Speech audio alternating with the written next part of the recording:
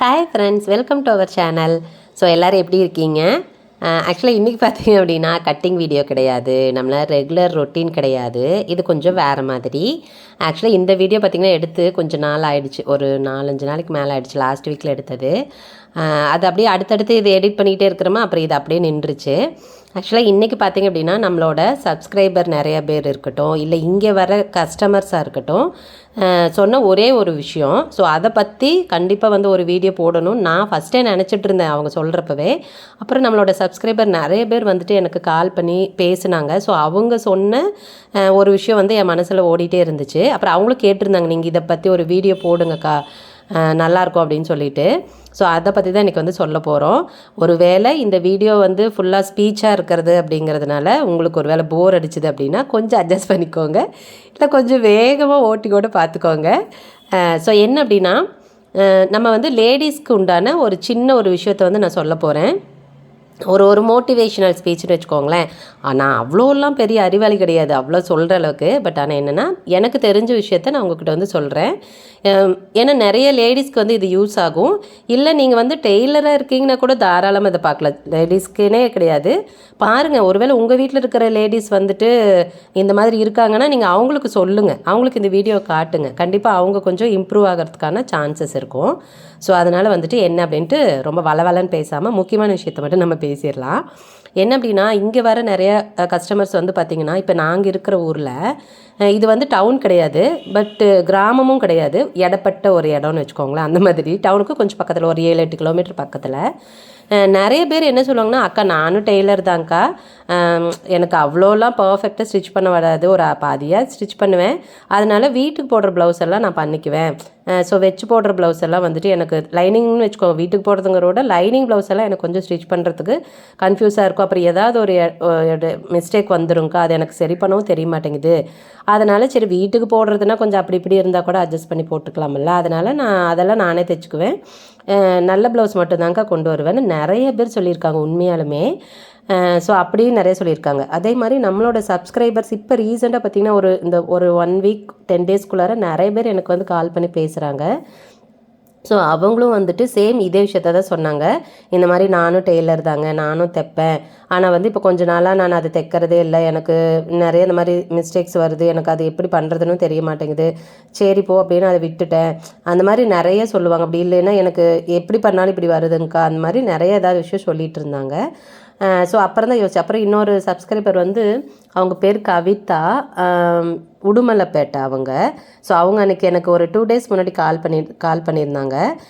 ரொம்ப நேரம் எவ்வளோனா 1.25 மணி நேரம் பேசுகிறேன் உண்மையாலுமே. நான் ஆரி ஒர்க் பண்ணிகிட்டு இருந்தேன், அப்படியே லவுட் ஸ்பீக்கர் போட்டுட்டு கீழே வச்சுட்டு அப்படியே பேசிகிட்டு இருந்தேன். அவங்களும் நைட்டு வந்து டிஃபன் செஞ்சுட்டு பேசிட்டு சாப்பிட்டே முடிச்சிட்டாங்க அவங்க. ஸோ அந்த மாதிரி ரொம்ப நேரம் பேசிகிட்டு இருந்தோம். அவங்களும் சேம் சொன்ன விஷயம் என்னென்னா, அவங்களும் ஸ்டிச் பண்ணுவாங்களாமா.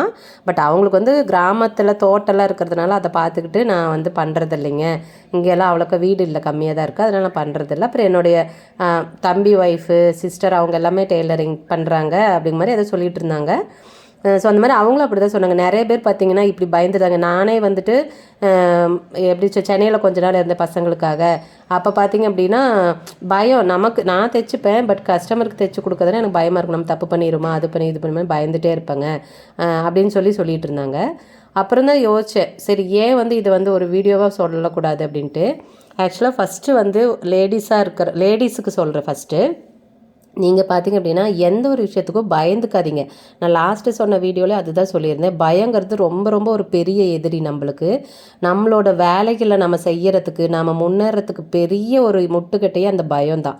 அந்த பயத்தை நீங்கள் போக்கிட்டீங்கனாலே கண்டிப்பாக உங்களோட வேலையில் நீங்கள் வந்து சக்ஸஸ் ஆகிடுவீங்க. அது எந்த வேலையாக இருந்தாலும் சரி, இதுதான் டெய்லரிங்குன்னு கிடையாது, நீங்கள் எந்த வேலை செய்கிறவங்களா இருந்தாலும் சரி, இல்லை வேறு ஒரு தொழில் செய்கிறவங்களா இருந்தாலும் சரி, எதுவாக இருந்தாலும் சரி, முதல்ல நீங்கள் உங்களை நம்புங்க. உங்களை நம்புனா மட்டும்தான் அடுத்தவங்க உங்களை நம்ப முடியும். நீங்களே உங்களை நம்பலைன்னா மற்றவங்க எப்படி உங்களை நம்புவாங்க சொல்லுங்க பார்க்கலாம். ஸோ அதனால் கண்டிப்பாக உங்களுக்கு முதல்ல உங்கள் மேலே நம்பிக்கை இருக்கணும். இல்லை நான் என்னால் முடியும், நான் ஸ்டிச் பண்ணுவேன் அப்படின்னு நீங்கள் முதல்ல நம்புங்க. நிறைய ட்ரையல் பாருங்கள். ட்ரையல் பார்க்காம எந்த ஒரு வேலையும் சக்ஸஸ் ஆகவே ஆகாது. ஒரே ஒரு இது செய்கிறேன், அதாவது நான் கற்றுக்கிட்டேன், எடுத்தோடனே நான் வந்து சக்ஸஸ் ஆகணும் அப்படின்னா கண்டிப்பாக முடியவே முடியாது. நிறைய நீங்கள் வந்து ஸ்டிச் பண்ணிக்கிட்டே இருக்கணும். நான் வந்து எல்லா வேலைக்கும் பொதுவாகவும் சொல்கிறேங்க. எந்த வேலைக்கும் இதே இது தான். ஸோ வந்து நீங்கள் அதாவது நிறைய வந்து நீங்கள் ஸ்டிச் பண்ணணும். உங்களுக்கு டவுட்ஸ் நீங்கள் ஸ்டிச் பண்ண தான் உங்களுக்கு வந்து டவுட் நிறைய வரும். ஒரே ப்ளவுஸில் கண்டிப்பாக டவுட்டெல்லாம் வரவே வராது. பார்த்து நமக்கு இவ்வளோ தானா அப்படிங்கிற மாதிரி தோணும். ஸோ கண்டிப்பாக வந்துட்டு நிறைய விஷயங்களை நீங்கள் கற்றுக்கணும். அதனால் நிறைய ஸ்டிச் பண்ணுங்கள்.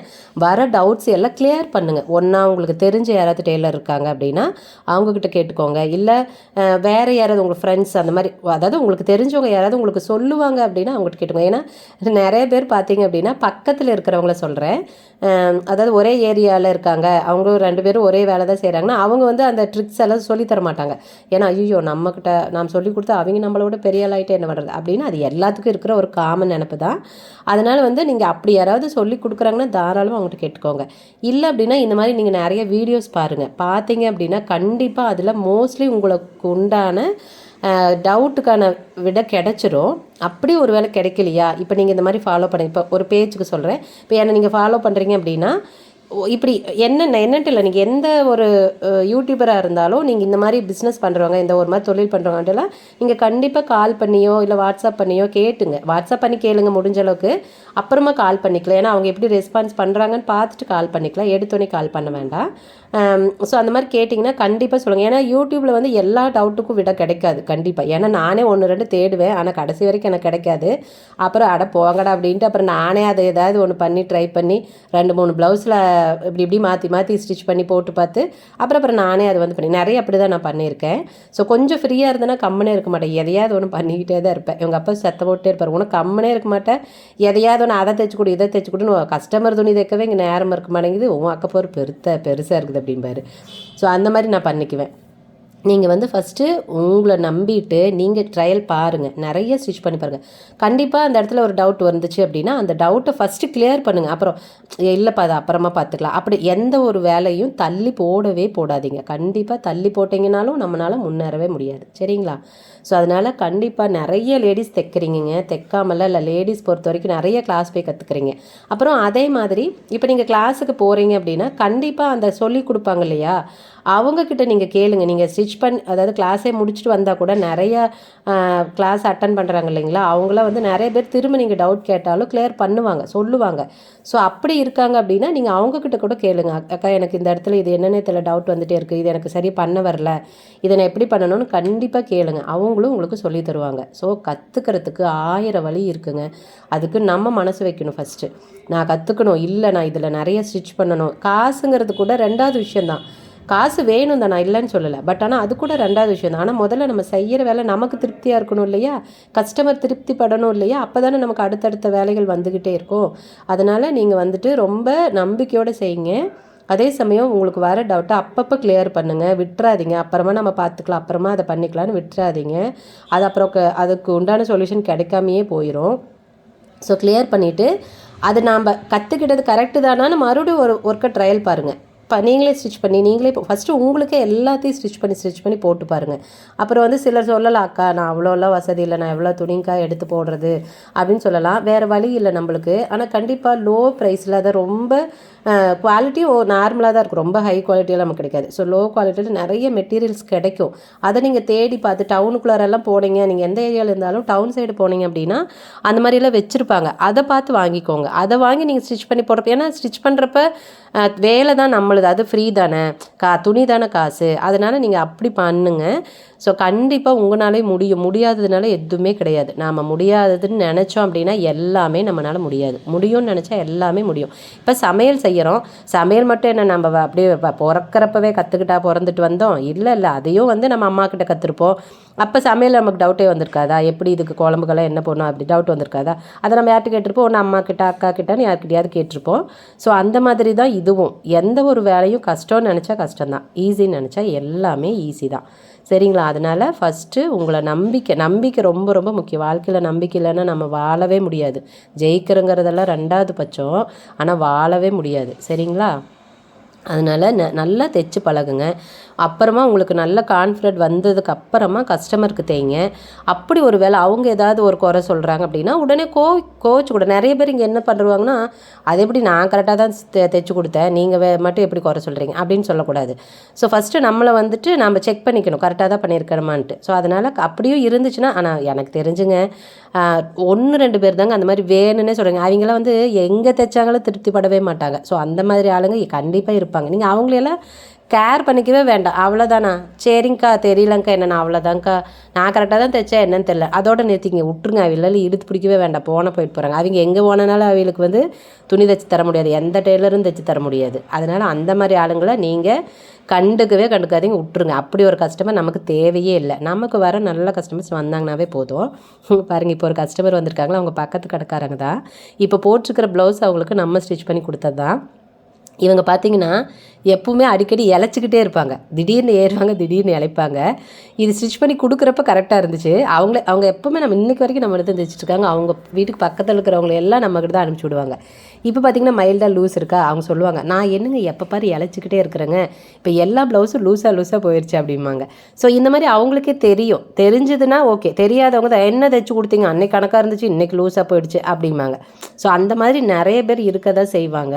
நீங்கள் அவங்களெல்லாம் ஒரி பண்ணிக்காமல் அவங்க சொல்கிற வார்த்தைகளை யோசித்து கன்ஃபியூஸ், அப்போ நாம் தப்பாக தைச்சிட்டோமா, நம்ம அப்படி பண்ணுவோம் இப்படி பண்ணுவோம், நீங்கள் அப்படி யோசிக்காமல் உங்களுக்கு தெரியும் சிலரை பார்த்தாலே அவங்க இப்படி தான் அப்படின்னு உங்களால் கண்டிப்பாக ஜட்ஜ் பண்ண முடியும்.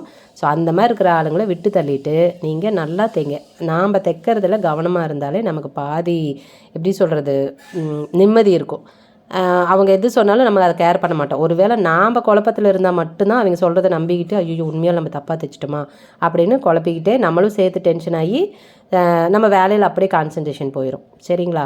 அதனால் ஃபஸ்ட்டு வந்துட்டு நீங்கள் தைரியமாக தேய்ங்க. முடியும், ஏன் முடியாது? இப்போது நான் இருக்கிறேன்னு வச்சுக்கோங்களேன், இப்போ நானும் கற்றுக்கிட்டு தான் இந்த வேலை பண்ணுறேன், நீங்களும் கற்றுக்கிட்டு தான் இந்த வேலை பண்ணுறீங்க.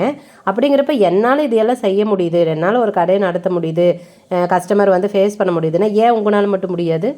கண்டிப்பாக முடியும். எல்லாத்துக்குள்ளே திறமை இருக்குங்க, இல்லாமல்லாம் கிடையாது.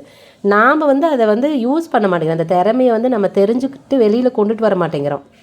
நம்மளாவே ஒரு கோடு போட்டுட்டு ஐயோ எனக்கு இவ்வளோ தான் தெரியும், எனக்கு இவ்வளோ தான் வரும், எனக்கு இதுக்கு மேலே தெரியாது அப்படின்னு நாமளாவே நினச்சி தான் அப்படி பண்ணுறமே தவிர கண்டிப்பாக எல்லாத்துக்கிட்டையும் ஒவ்வொரு திறமை இருக்குது. அந்த திறமையை நீங்கள் யூஸ் பண்ணிங்கனாவே போதும், கண்டிப்பாக மேலே வரலாம். அதே மாதிரி முக்கியமாக வீட்டோட சப்போர்ட் ரொம்ப ரொம்ப முக்கியம் நம்மளுக்கு. ஸோ வீட்டோட சப்போர்ட்டும் வேணும். அதையும் நீங்கள் வாங்கிட்டீங்க அப்படின்னா கண்டிப்பாக உங்களாலையும் வந்துட்டு ஜெயிக்க முடியும். சரிங்களா? ஸோ கண்டிப்பாக இந்த வீடியோ பார்த்துட்டு எத்தனை பேர் வந்து அக்கா நான் உங்கள் வீடியோ பார்த்து நீங்களோட ஸ்பீச் கேட்டு நான் இந்த மாதிரி பண்ணேனேங்க்கா, நான் இந்த மாதிரி நிறைய ஸ்டிச் பண்ணி கொடுத்துருக்கேன், இந்த மாதிரி சொல்லியிருக்காங்கக்கா, நல்லா பண்ணுறீங்கன்னு சொல்லியிருக்காங்கக்கா அப்படின்னு சொல்லி எத்தனை பேர் நீங்கள் எனக்கு கமெண்ட் பண்ணுறீங்கன்னு நான் பார்க்குறேன். கண்டிப்பாக நீங்கள் வாட்ஸ்அப்பும் பண்ணுங்கள் தாராளமாக. நான் இப்போவும் சொல்கிறதா, நீங்கள் வாட்ஸ்அப் பண்ணுங்கள், நான் மெசேஜ் பண்ணுறேன். ஒரு வேளை லேட் ஆகுதுன்னா நான் இங்கே கொஞ்சம் வேலையாக இருப்பேன்னு அர்த்தம். அப்புறம் மறுபடியும் நானும் உங்களுக்கு கண்டிப்பாக ரிப்ளை பண்ணுவேன். சரிங்களா? அதில் கால் பண்ணுறதுனாலும் தாராளமாக பண்ணலாம், ஒன்றும் பிரச்சனை இல்லை. ஸோ அதனால் உங்களோட டவுட் இருந்தாலும் எங்கிட்ட கேளுங்க. அதே மாதிரி நான் ஸ்டிச் பண்ணிட்டேக்கா, நான் வந்து இந்தளவுக்கு வந்துட்டேன்னு நீங்கள் கண்டிப்பாக எனக்கு சொல்லணும். சரிங்களா? நான் எதிர்பார்க்குறேன். ஓகே, பாய். அடுத்த வீடியோவில் பார்க்கலாம்.